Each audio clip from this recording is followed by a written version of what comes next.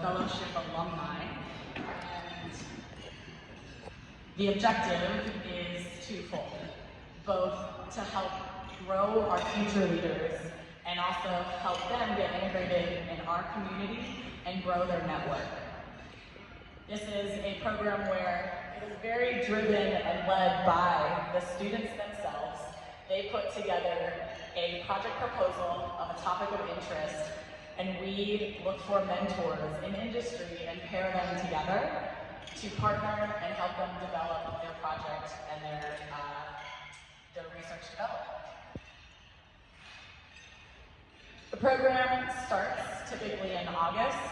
By September, we have them matched with mentors, and this event is the first opportunity for them to share all of the great research and development that they've been doing. We'll continue through the spring, and we'll have a graduation in April, which is new to the program this year, and we're excited to continue to expand. So throwing more numbers out at you all. So this is the 6th year of Student Ambassadors. These students are our 40th students. So there's seven of them here. Total 40 students. That means we've had over 40 mentors. We've had over 40 project ideas and proposals. And it's been pretty incredible, the ideas that these students have had. So at a glance, here are some for you to peruse through. And again, trying to go fast like Chad, I'll let you read them and we'll go through them.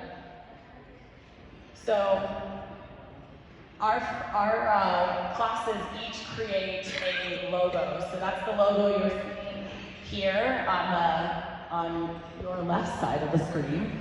So they were inspired by mission patches, so you can see the vibe there. They have all their last names included, and there are a couple of Easter eggs in there as well. So if you haven't had a chance to go up to the 2nd floor and chat with the ambassadors, please do that and see if you can talk through some of the Easter eggs here.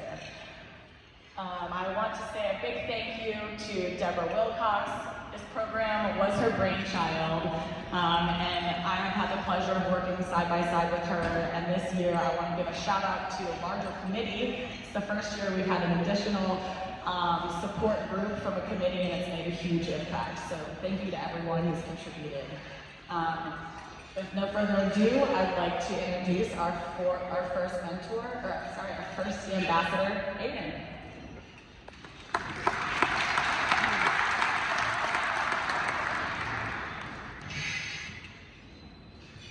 Good afternoon, everybody.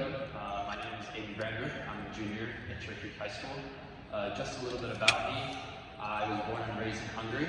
I currently play for the varsity soccer team at Cherry Creek and for the Colorado Rapids. I also am interested in pursuing my brother and attending the United States Naval Academy and hopefully studying mechanical or aerospace engineering. So in my project, I researched Chinese and Russian space capabilities and their implications for U.S. national security.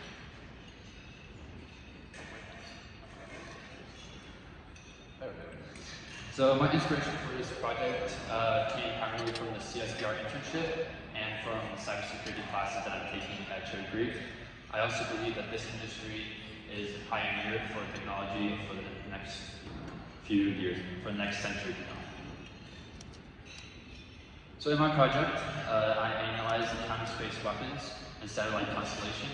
I assessed military space posture. I compared differences in national approaches and strategies, identifying variabilities in U.S. national security, and suggesting areas for U.S. and industry innovation. Some of my early findings from my preliminary research have been that China is rapidly expanding their space industry in hope of achieving space dominance by 2049. In the process of trying to achieve space dominance, they have now become the 2nd highest launch rate, right behind the US. They use their new navigation system alongside the Band and Road initiative in order to expand their foreign policy all around the world. They do a very good job, as do we, fusing civilian and military technologies in order to technologically expand at a much faster rate. Russia, on the other hand, is less focused on becoming dominant in space and more focused on disrupting space systems and conflicts. They have really strong electronic warfare and jamming capabilities, and their civilian program is a lot weaker compared to China's due to systemic corruption and less funding. How can CSBR and all of you help me? Offering insight into current space threats and operational challenges and capability gaps, share feedback on my research approach, supporting opportunities for student engagement such as fellowships or shadowing or small research tasks. I do have 2 questions. What's the biggest vulnerability in US space systems that experts think we still aren't addressing enough? And if you could change one thing about how the US approaches space security, what would it be? I would like to give a special thanks to my mentor, Holly Rollins at Booz Allen Hamilton. She's been an incredible resource and has really helped me guide throughout my project, and I can't thank her enough.